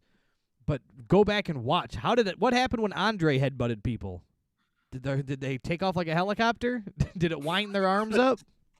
I don't think so. Did they swim across the English Channel? Every time I get headbutted, I jump up and down. Why would you do that? Let's talk about it and figure it out. Ugh. And then I don't want to get into this medical history thing too much, but Nyla Rose just no-selling everything Ruby Riot is, Ruby Soho is throwing at her. And it's just like, this is a company, Brian, that prided itself on, we're going to have sports-based, real, like, we're going to make this look very sports-based and legitimate fighting. Sure. Well, when you know Nyla Rose's history and you see her at 300 pounds. Right. Take away the history and just say that it's 100% it's that size woman versus that size woman of Ruby Soho. There's a size difference. Nyla Rose is just no-selling everything, and it's just like, well, we all know why, but we're not going to say. But Nyla Rose gets a chair, and this goes into the windmill arms category here. Nyla Rose gets a chair and just holds it up in front of her face. No logical reason behind it, except that Ruby Soho needed to drop kick a chair into Nyla Rose's face. Yeah, like, that's the spot. Go stand there. Like, there's no, the timing, the reasons, there's none. There's none. The story of this is there's no reasons. It's the reason for the season. Ruby Soho is trained. She is a very legitimate professional wrestler. She spent a lot of time in WWE, which shows that she has been trained and her fundamentals are solid and everything. And having to work with this complete amateur goof is just an embarrassment. It brings her down. Holding the chair in front of your face so somebody can kick it is kind of like standing on the top rope to put your sunglasses on and then just jumping off the rope so you can catch a super kick after you've already landed. Why did she go pick up the chair? That's where you got to start, right? I need you to hold a chair so I can drop kick it. This will be a great spot. It'll sound good. It'll look great. How do we get there? You could do this. You could do that. It was like, well, I'll just go pick up the chair. Well, you could do that. Should we attempt to swing it at somebody? Should we get into something? No. That's bananas. Here's an idea. Should Vicky Guerrero hand it to you, then you get distracted because Vicky trips and falls on her way after she hands it to you, so you look at your manager on the ground, and then when you come up, then you're picking the chair up, and you catch a drop kick to the face. I mean, you can at least try. It might look bad the first time, but it can't look worse than that, right? Than just like, if this, then that. If this, then that. They do this so ones and zeros on the show. It's either this or that. How do you get there? Why are you getting there? Figure it out. Don't be proud that you're not right in AEW. That's my slogan. Don't be proud you're not right. Don't go call it on the fly. Yeah, when they do something goofy, they definitely commit. We get some interference from Vicky Guerrero here, resulting in a Nyla Rose knee strike for a near fall. Ruby decides to focus on Vicky Guerrero instead of her 300-pound foe here. Nyla Rose hits a beast bomb for a near fall, and then I don't know if I blinked or scratched my kneecap or what, but all of a sudden Ruby Soho hits a no future out of nowhere, and it's a wrap. And that Nyla Rose after Nyla Rose no selling everything for like 15 minutes, no future out of nowhere for the win. So that exactly is what I started this match with, was saying Ruby Riott has a theme to her matches, and we will see it in this one 100%. Unfortunately, she is being wrapped into this underdog every match thing. Her arm hurts this, and she pulls that Jeff Hardy shit where she just gets beat up. How can you beat up? And she sells great. She does this, but it's an out-of-nowhere Randy Orton-esque. It reminds me a lot of Jeff Hardy again, as I said earlier, because it's these moves, these dives and flies and beating up and selling, and then you just know she has to get the win now. That's just her story. She's the underdog, the girl who shouldn't. Ruby Soho, the punk, the lonely Ruby Soho from New York City that just can't get by. She doesn't look like the other girls. She's got to come up from the bottom and then win and then still sell that her arm hurts. And that's where the Jeff Hardy comes in, right? Jeff Hardy always selling the back and like, oh, I was so beat up, but I won. You know, the story's old and been told. Let's work it a different way. When are you going to dominate something? It's exactly. The reverse. It's the reverse Cody Rhodes, right? Where Cody puts somebody over so much and then still beats them. This is gets beat up so much and almost buried, but then don't count her out. Never count out Ruby Soho. She comes back. And again, she gets beat up for 20 minutes and then hits you with one move and you lose. This girl, again, I just touted how talented she is and how leaps and bounds more talented than 99% of the females on AEW's roster, and they put her in the the underdog gimmick. Yep. She needs to be in a Bryan Danielson spot. Sure, talking shit, kicking heads in. Why not? She doesn't need to get beat up every match. Go out there and dominate a few. You can pull that move, though, and win matches you shouldn't. But this isn't one of them, just because she's bigger than you. Nobody believed that you were going to lose. Right. We knew exactly what was going to happen. So, yeah, at least going to the finals. Now, does she win the title overall? Really, at this point, that could go either way. But, nonetheless, you knew she was going to go towards the end, right? Right. I'm sticking with my normal conspiracy theory here. Yes. The TBS title belt is in Jade Cargill's color scheme. Therefore, Cargill will win. Sure, why not? You know, she wrestles, I don't know, eventually, some point. Eventually she wrestles at some time because she's moved on through this tournament that's taken 6.5 years. So she's had to have wrestled. God knows where. I couldn't tell you. All her matches are on YouTube. Apparently she's wrestling in apartments in Japan or something. I don't know. But whatever. We're going to get Jade Cargill, Ruby Soho for the TBS championship. Sure.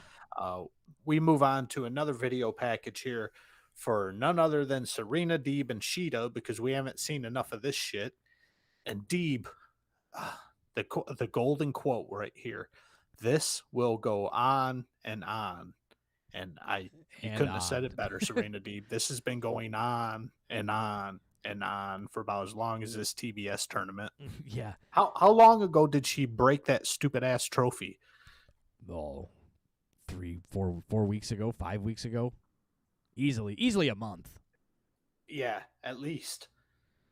And then This thing's still going on and on. Neither one of these girls are champions or are going to be champions anytime soon. no, they're not. Serena Deeb's a goddamn producer now. This would have been good to put in the middle of the tournament to make you want to watch a match, but it's outside the tournament that's still going on. I don't know. Let's move on. We got Malachi Black taking on Griff Garrison, and the way they touted this thing with the black mist to Julia Hart's face and Griff Garrison getting all fired up, this was just a big ball of poop, Brian. This was a stupid ass match. Meant nothing. And there was no reason for it.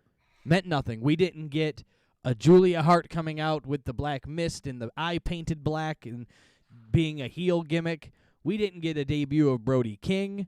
We didn't get shit. We got Griff Garrison getting top billing over Malachi Black. How'd you like those apples? Yeah. Like, Malachi Black comes out with this pomp and circumstance with the antlers and the lights and the Cody Road entrance to fight Griff Garrison.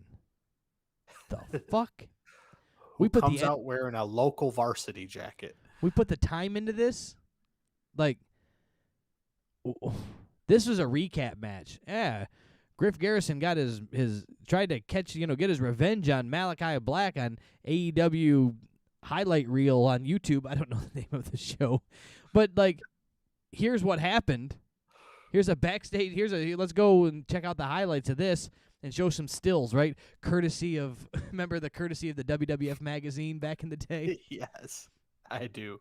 And then you would go back and maybe you'd go watch the YouTube video, like some stills from the Cheeseball show to AEW. I'll put my number on the internet. You guys just give me a shout. I'll help you right through this thing here. I got all kinds of ideas. But no, you get this on Dynamite mainstream, your headlining show, your flagship show gets a Rampage at best match. Yeah, and this thing just ends up just a little bit of back and forth. Malachi Black immediately kicking Griff Garrison's head off. Brian Pillman Jr. distracting Malachi Black so Griff Garrison can get a dive in and a little bit of a comeback. Nobody thinks Griff Garrison's winning this match. No. It's pointless. Even Griff Garrison's mom was like, she tweeted and was like, why is my son in this match? He won't win. It was Mama Garrison said it's a wrap, Jack. Garrison ends up getting in a couple more offensive moves before Malachi Black ends it with a single leg crab. Brian Pillman Jr. tries to make the save of his buddy Griff and ends up getting his head kicked off. Pointless match. Lame, flat, nobody cared. Even with a pointless on national TV. Even with a pointless match, sometimes we've come back and said, it was for the end. Right? We didn't get nothing. We didn't even get in.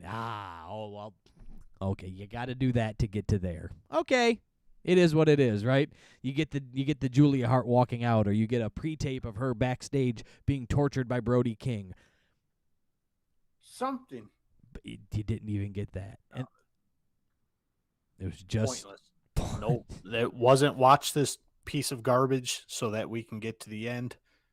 No, nothing. No. That's it. Why are we even talking about it, Brian? There you go. What happened after this? Let's go on. Let's move. What happened after this? What happened? Something. I don't know how to describe this, Brian. We're backstage with Matt Hardy and Private Party, a.k.a. Party Hardy. Isaiah Cassidy. This is a quote from Isaiah Cassidy. Isaiah Cassidy claims that he will pound Jungle Boy's ass on Christmas. Well, that came out of Isaiah Cassidy's mouth. I will pound your ass on Christmas on Rampage. Now, mind you, I let you. What? Now, did you notice I didn't say a word while you repeated it the second time? So I've got that clean audio. I can get that on my little button over here. Jungle Boy's response is apparently after his ass pounding, he's going to shove some coal up Isaiah Cassidy's ass so that he can poop out a diamond. This was on the show, Brian. This isn't me being an asshole and trying to get kicked out of the audience here. Yeah. There's a lot of ass play on Dynamite. They didn't kick these guys out of the show? They kicked the fan out. Right? Why weren't these guys escorted out of the show? This is terrible. Children watch this. Ass pounding and fisting and who knows what's going on. Making diamonds. Diamonds are forever. Why they let that air? I don't know. Tony Khan must have been on break. In a pre-tape at that. Yeah, how was that not edited out? But our boy from whatever that rap group fucking wrestling team is, he says Julia Hart's a slut, and he gets fucking suspended. Ugh. The Acclaim. All right, we've got our main event, Brian. This is what we all came for. All over the internet, Sting stole the show. Sting still got it. Sting's 83 years old, and he's swinging his wheelchair around the arena. They're swinging from the retirement home rafters. And Sting is insanity. Sting's got the driest hair in the history of professional wrestling.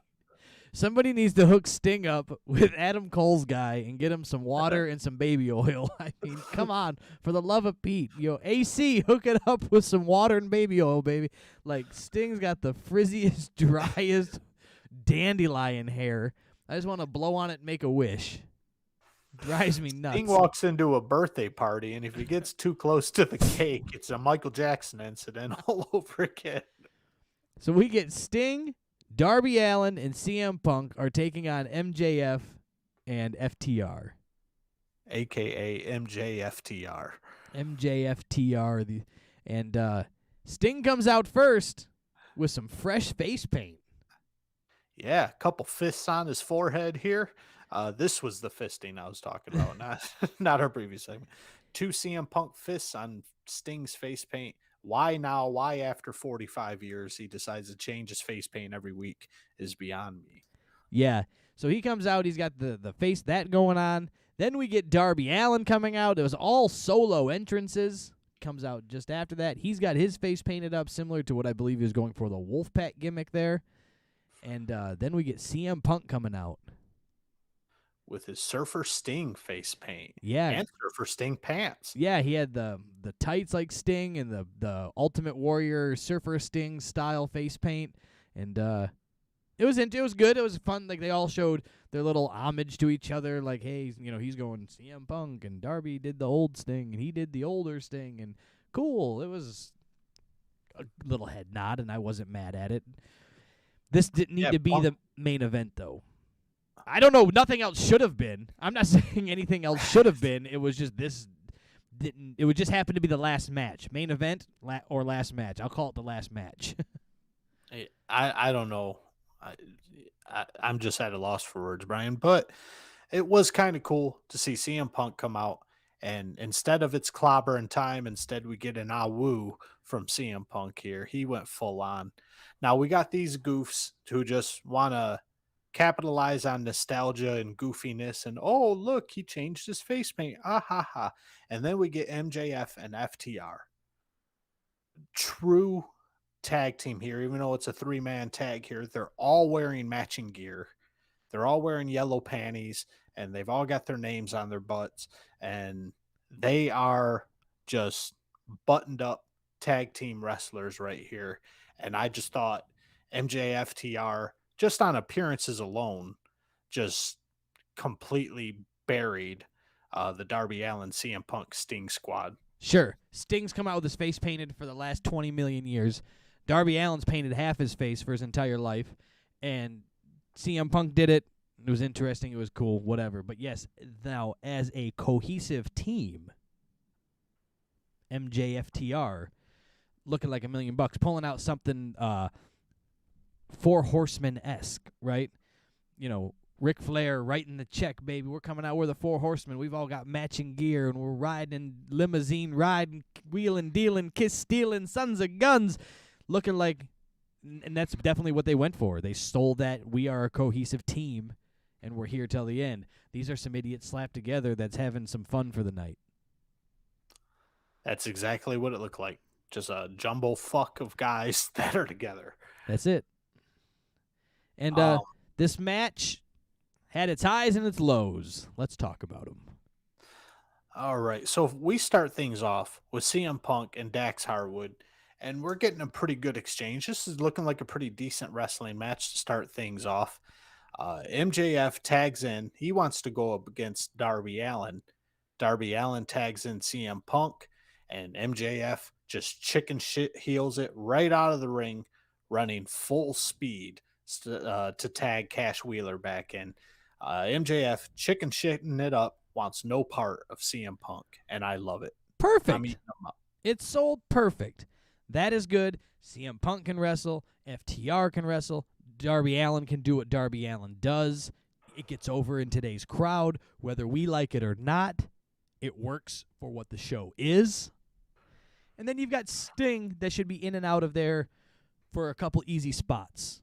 But we didn't quite get that from Sting, and that was not what I was excited about. So we can continue talking about this. But these are my thoughts as we move forward. All right, so Punk does tag Sting in, and this is where the internet explodes. Sting stealing the show. Sting's moving pretty good for his age. He's not moving well for a professional wrestler. He's moving very well for a 64-year-old man. And he's in there with Cash Wheeler. Cash Wheeler, leaps and bounds, one of the best tag team wrestlers in the world today. You couldn't pick a better dance partner than Cash Wheeler for Stinger there. And the Wheeler making Sting look good and Sting getting all the credit for it kind of burned my britches there. Sure. We are supposed to believe and suspend disbelief that a man in his, we looked up Sting, right? Wasn't he pushing late 60s? He's mid 60s, I think. Mid 60s. We'll just call it 65 for sake of argument. Don't quote me on that. But he's in his mid 60s, fighting a team of three that clearly grew up watching him wrestle in his heyday. Now, we're supposed to believe that three men in their heyday are still getting beat up by an old man. Like, Sting can come in and get his proverbial shit in, but have his other guys set up the spots, right? Have Darby set it up so Sting can come in, get the easy drop, do what Sting does, and get it out. But we're supposed to believe he's going in toe for toe, no selling these young kids. Like, your osteoporosis bones ain't taking a hit from FTR, dog. It ain't happening. They'll turn you into dust. One solid punch from a Dax Harwood, and Sting's eye sockets are dust particles. So we eventually end up with MJF and Sting in the ring together. Sting tags Punk in. MJF still wants no part of Punk. And this is where wrestling is the key. Comedy is an accent. Punk comes in. MJF takes off through the fucking arena full speed with MJF chasing after him. That was funny. But it wasn't like, I have this funny skit we want to do. Let's get the audience into it, and then we'll worry about wrestling later. No. The whole point of this was a whole wrestling thing that MJF is fucking terrified of CM Punk, and he bolted like a bat out of hell throughout the arena, and it just ended up being funny. Funny was the byproduct, Sure. not the intention. And what does it make you want to do by him not fighting him? What does this make you want to tune into eventually sometime that you'll probably give them a $50 check for to pay to watch them fight?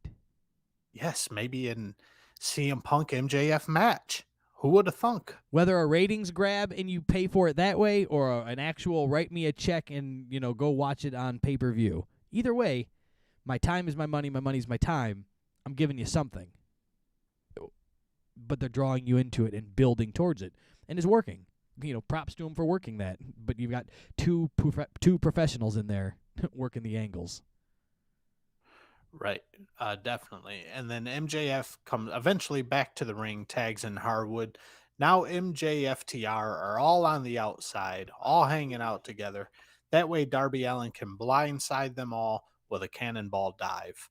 And we finally get back into the ring after Darby gets his proverbial shit in. Sure. And now we have a true heel tag team style match for a while with MJF and FTR just tagging in, tagging out like a well-oiled machine, isolating Darby Allin, keeping him busy. And this is what you want to see from a true tag team right here. Sure, this is where they're giving you some wrestling now. And you've had Sting come in, you've had this, so it's working for a 6-man tag. Not my favorite, especially with a strange Bedfellows style where it's why is CM Punk and Sting and Darby Allin together? I still don't understand why Sting and Darby Allin together. Now why is CM Punk with them, right? It's weird. Why are they all there? Nobody knows. FTR, FTMJR, FTR is a wonderful team. It makes sense. The three of them are a unit together. So, it's just keeping this thing balanced, and it can work. It's just not my favorite. And working as a true tag team here, they are taking turns decimating Darby Allin. Allin eventually fights out of this situation here, hitting a body slam on Cash Wheeler. Sting gets the hot tag from Darby Allin, and Sting, back at it again, takes out all of MJFTR here. We're getting stinger splashes from Sting and Darby and a rising knee strike from Punk. Sting and MJF having a little exchange before CM Punk gets the hot tag. Smooth work right here. High energy moves from Punk and FTR. This thing's moving it along at a good pace here. So we got all the nostalgia out of the way. We got the heat between Punk and FTR out of the way. We got the initial Sting pop out of the way. Now we're actually working into a wrestling match. We're working our way towards a finish for this thing. Yeah. I get that why the match is put together. We've got FTR and Sting and Darby Allin. They've got their little feud going on. You've got Sting and MJF, or not Sting and MJF, CM Punk and MJF. They've got their thing going on. So this works old school Survivor Series style. And they're selling it to get you to draw in and watch it. Like you said, everybody's got their spots in. We've got the little stuff here and there. And now we're working into a match. And this is where they need to leave the professionals in there. Or not the professionals. They're all professionals. This is where we need to leave the sons of bitches in charge that can carry this thing. This is where you need to leave your CM Punk in there. This is where you need to have FTR or MJF in there. Even Darby to an extent. But Sting needs to be minimal in this part now. That's all I have to say. Absolutely. Dax Harwood, it's a nice looking superplex on CM Punk here. Cash Wheeler immediately hits a big splash. That's FTR's little tag team finishing move there. But CM Punk kicks out of that, and MJF is just MIA. Missing in action. We haven't seen MJF in a while. Punk and Harwood are back in the ring one-on-one, and cameraman fell asleep on this one, or the guy producing the cameras here. We hear the audience just absolutely huge reaction from the audience, and then we just get a shot of a flipped over timekeeper table, but we have no idea what just happened. We have no idea why we're looking at a flipped over table. I'm just dumbfounded at this point in this match. Yeah, and then you get they were all messed up. The commentators were lost now. So, right? So then they show the flipped over timekeepers table after you've heard a pop from the crowd, right? So you've put together that Darby and MJF did something at the table. We don't know what because we didn't get to see it, but that's what we're putting together, right? We can all agree upon this. So finally the camera shoots over to him, and Tony Schiavone says, he's hiding behind the table, that son of a bitch. That yellow-bellied skunk. That's what it was. You're close enough. Got the point. Right, he's hiding behind the table. Then they cut back to the ring. Now, mind you, he's supposed to have been thrown through a table. Right. MJF doesn't know this wasn't on TV. What I believe they caught there was MJF trying to figure out where the camera was. And they caught him peeking over, like trying to figure out his spot. Because they came back, and he was laying on his belly like he'd been thrown through a table. Then they kind of got him then they're like, oh, he's crawling out. It's like, no. This was just all messed up right here. You caught him trying to figure out where to be, So you didn't show him go through the spot. Then you showed him trying to figure out where he should be, and then they came back and he was hurt from the table. So it was a little clunky at best running through that spot. Yeah, clunky is a great word for it. Fill in an adjective from Ad Libs. Clunkiness was definitely the best way to describe that whole clusterfuck that went on there. FTR hits a big rig on CM Punk. Stinger makes the save here. Oh, lacklusterly, Sting makes the save. Let's just talk about Sting. Saw the pin and he saw the big rig get hit, and he just steps through the ropes, lets him pin him, and then kicks him in the back of the head at a 2. It was just so there's the big rig. My next spot is to kick him, and he just was 2 steps ahead. It just was well, okay, Sting's gonna interfere. There it was. Okay, cool, got that out of the way. That was bad. He had to get in position in plenty of time in case his hip popped out of his socket or whatever. And then Sting out here trying to murder people for real. Sting throws MJF over the top rope onto FTR. MJF lands right on the top of his head. And Taz is not shy about being honest. He lets us know, if you didn't see it, MJF landed on the top of his fucking head. Yeah, he's yelling it, and you can watch Cash Wheeler is quick to right to MJF on the side, with his arm over him, and he's are you okay? Is everything good? You ate shit. And the refs were down there. Everything was good. I guess. I mean, they didn't end the match there. They didn't take him out on any stretchers of any kind. He continued through something, so. Right. It was a holy shit moment, though. I mean, Sting, and then to follow it up, Sting climbs up the goddamn ropes to do a cross body on the outside, stumbles on the top. He was on the struggle bus on this one, Brian. He almost missed his second foot, kicking the turnbuckle damn near. It was oh my God, if he comes tumbling down, those pretzel rod legs are calling it a wrap. He ain't going to make it. So Rhodes Gold over here can hit the bricks. He's heading back to the old folks' home, and he does a crossbody for what it's worth and saved himself, I guess. The crowd just goes ape shit for a Sting stumbling crossbody at this point. The AEW audience, Brian, you could shit in their mouth and they would compliment the flavor.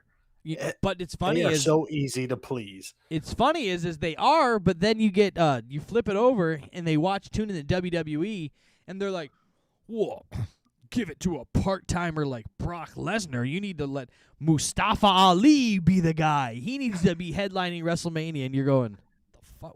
What? No, I don't think so. But Sting can be out there, and let's be honest. Let's just call it what it is. Sting and CM Punk can be out there taking a main event spot from somebody somebody else that should be out there, right? There's not another guy. You need to have 2 old part-timers come back. Combined age of 110. I love CM Punk, and I do like Sting, but that's not where they – but if we're going to be mad about this, why aren't we mad about that, right?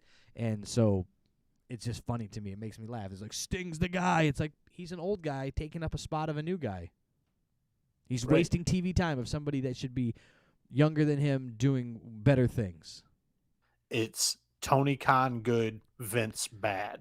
And when they cross over and do the same shit, the audience is always going to cheer for the Tony Khan, and boo the McMahon. That's simple as that. There you go. McMahon bad, Khan good. Now, this thing's got to be coming home soon. Dax Harwood pushes MJF out of the ring to save him from doom. Harwood ends up taking the GTS and MJF spot. Scorpion Death drop from Stinger and a coffin drop from Darby Allin here. CM Punk gets the pin for the win. MJF still healing it up, works his way up to the ramp, grabs a headset, puts it on, calls CM Punk a coward, and saying that CM Punk was running from him the entire time. And I fucking love it. Comedy that fits into MJF being an asshole antagonist heel right here. pulling one from Scott Hall back in the day. Scott Hall would lose and then come on Monday Nitro the next day and be like, one more for the good guys. And you're like, you lost. And he's like, nope, I won. And so mad you wanted to see him get beat up again. It was great. And that was, MJF taking something from the old school there going, nope. I think Freebirds were famous for that too. We didn't lose. Like, what do you mean you didn't lose? Yeah, you did. Nope, we're the best. MJF, I wasn't running. CM Punk was running. That coward. I love it. That MJF is gold. That coward. It was great. Yes, I love it. It's making you want to watch the match. They do a good job with it. CM Punk, again, I kind of shit on him a little bit there, talking about he's stealing the spot, but it was in. I'm a CM Punk guy, so it's great. That was just in context Sure. of you're going to shit on Brock Lesnar, but not shit on Sting and CM Punk. Sure. I just wanted, people are going to get my views all crossed up here, but it was good stuff. CM Punk's great. MJF is great, obviously, and they're going to work this thing because they know this is the business. They use that term a lot. You want to get into our business. You want to get into the business, but there's a business. The point of business is to make money. And these guys are trying to sell tickets to shows. They're trying to sell pay-per-view buys. They're trying to sell T-shirts at the end of the day, right? That's how they make their money, is selling that shit. And so that's how you got to get in and Except for sell Sammy it. Guevara and Cody Rhodes. Yeah, they don't have to be there because they're backstage going to fight later, and they couldn't come out and talk. They might get tired. Don't want to get tired. The problem with this is, so we'll jump back to that for a second, is that it's a pre-taped show, and you're building towards a title match. Guess what will happen if they did come out? This is the problem they painted themselves in with pre-tapes. The crowd won't care the second time. It's not exciting. Cody Rhodes already came out. Now we have to watch him go away, come back out in 45 minutes, and now it's Friday night, and we're going to watch him fight again, and his pop is going to be lackluster. So that's your problem. You need to work your angle where your title matches are in front of a different crowd, whether it's live or however you got to angle it. You got to do some every other week stuff. Pre-tape stuff, then you can't come out and build towards it for a couple days. Right. This isn't where there's 49,000 people in the arena where even a small pop is going to sound humongous. These are smaller audiences now. So if half the crowd doesn't pop because this is the second time they've seen Cody, it's going to sound pretty minuscule. Right. So there you go. That was our AEW Holiday Rash from AEW. That was it. We went over the news. We played overrated, underrated. We had some fun talking professional wrestling. You got anything else to wrap up with some pro wrestling talk, Eric, before we send this thing home? No, I think we are wrapped up where WWE has a show on Sunday, I believe. Do they? They have some sort of special event show going on Sunday, and then you and I will be at the Monday Raw. Oh. So who knows what we're going to talk about next week? We might talk about Raw. Yeah. We might flip the script on you guys. We might have to because we got to talk about something different. That's it. That's pro wrestling. That's us chatting it up here on the KayFabe Smark podcast. Make sure you guys hit the like, subscribe on YouTube.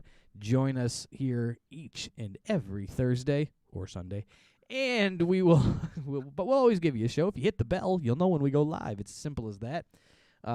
TikTok, Facebook, Instagram, the KayFabe Smark. And Eric, what do you got for us? That's all we got for tonight. So for you, Brian Rampa, for our resident snooze and pitbull, Stella Marie, and for myself, I have nothing else to say, but hooty hoo, we out the gate.